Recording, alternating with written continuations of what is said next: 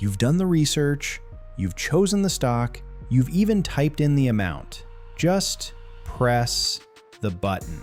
Hey friends, Alex here. Does that little scene give you anxiety? That feeling of being right on the edge of making your first investment, and then a tidal wave of fear just washes over you? What if I'm buying at the wrong time? What if this is the one stock that crashes tomorrow? What if I lose everything? It's the paralysis of the first step. It's one of the most powerful and destructive forces in an investor's life. And it's fueled by one single terrifying belief: that making a mistake is the worst possible outcome. Today, I want to tell you a story about my very first investment.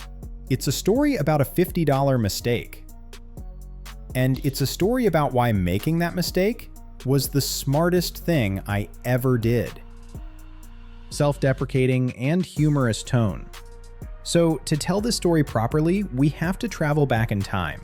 Back to a version of Alex who had a lot more hair and a lot less wisdom. I had just opened my first ever brokerage account. I felt like I had been handed the keys to a financial kingdom.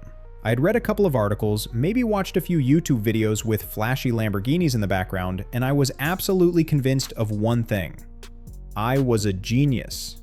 I just knew I could find the next big thing before anyone else. And one evening, scrolling through some tech forum, I found it. My golden ticket. It was a tiny, obscure tech company. I can't even remember its name now. Something like Nano Dynamic Future Tech.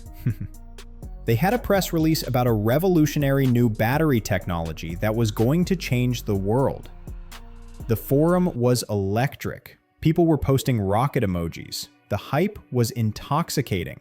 And I, in my infinite wisdom, thought, this is it. This is how Buffett must have felt when he discovered Coca-Cola. So I gathered all the capital I was willing to risk at that moment, a grand total of $50.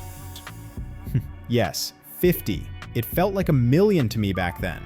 I logged into my brand new account. My heart was pounding. My palms were sweating. I found the company's 3-letter ticker symbol. I typed in the number 5-0. And this time, unlike all those other times I had hesitated, this time, fueled by a dangerous cocktail of greed and ignorance, I clicked buy. And just like that, I was an investor, an owner, a stock-picking prodigy on the verge of greatness. I went to bed that night dreaming of the headlines. Young genius turns $50 into a fortune. I had absolutely no idea what was about to happen next.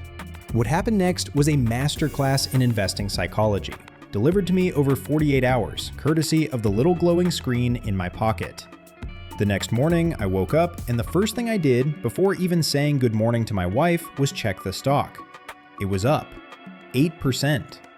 My $50 had turned into $54. I was a king.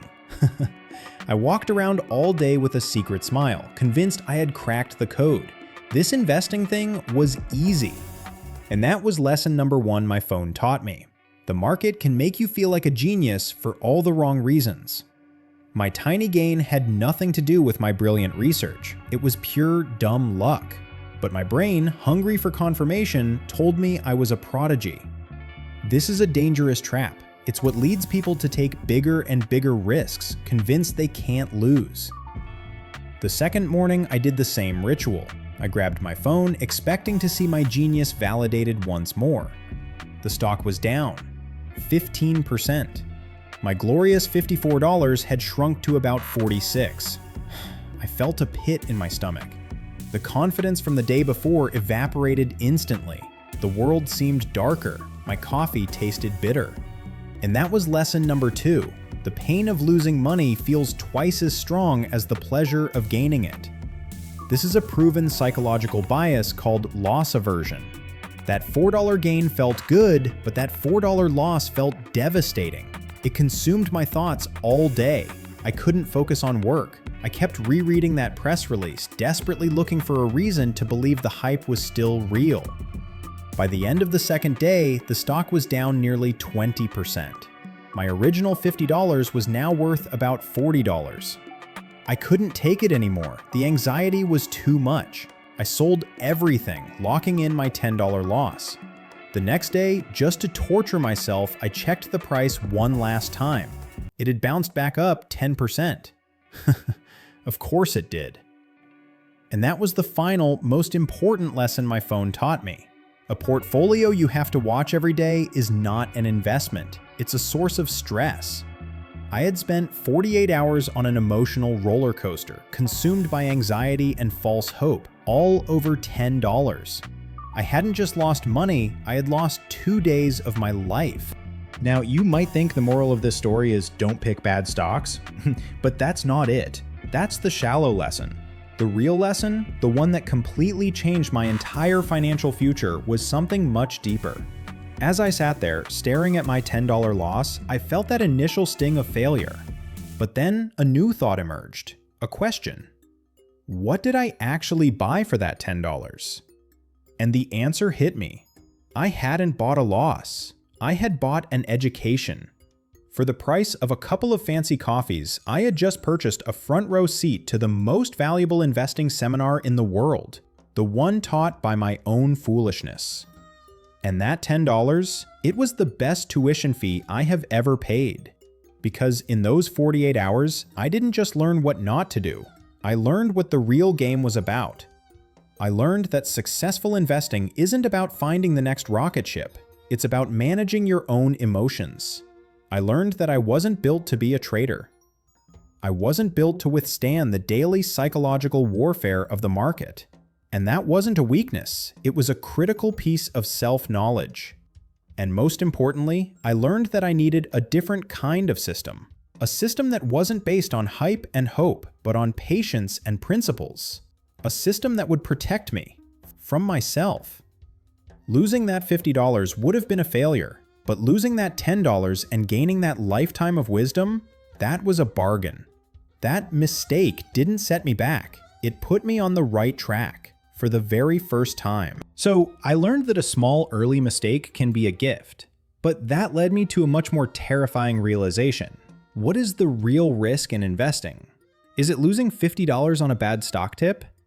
Number. The single greatest risk, the mistake that can actually ruin your financial future, is the mistake of doing nothing at all. The cost of that $50 mistake was $10. But what is the cost of spending 5, 10, or 15 years on the sidelines waiting for the perfect moment, terrified of making a mistake? The cost isn't a few dollars. The cost is hundreds of thousands of dollars in missed growth. The cost is years or even decades of extra work. The cost is a completely different retirement, a completely different life. While you're waiting in cash, afraid to make a mistake, a silent thief called inflation is robbing you blind every single day. So you see, the choice isn't between making a mistake and being safe. The choice is between making a small, affordable, educational mistake now, or making the catastrophic mistake of letting your future slip away. Doing nothing feels safe, but in the long run, it is the most dangerous financial decision you can ever make.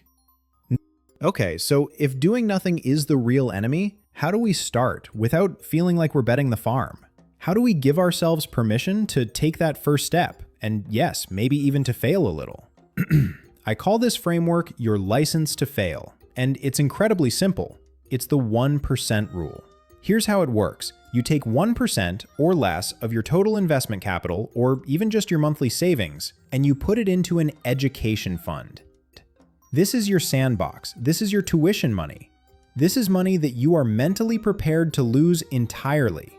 If you have $10,000 saved up, your license to fail money is $100. If you save $500 a month, it might be just $5. You take that tiny amount of money and you use it to make your first mistake. Buy a share of that ETF you've been researching.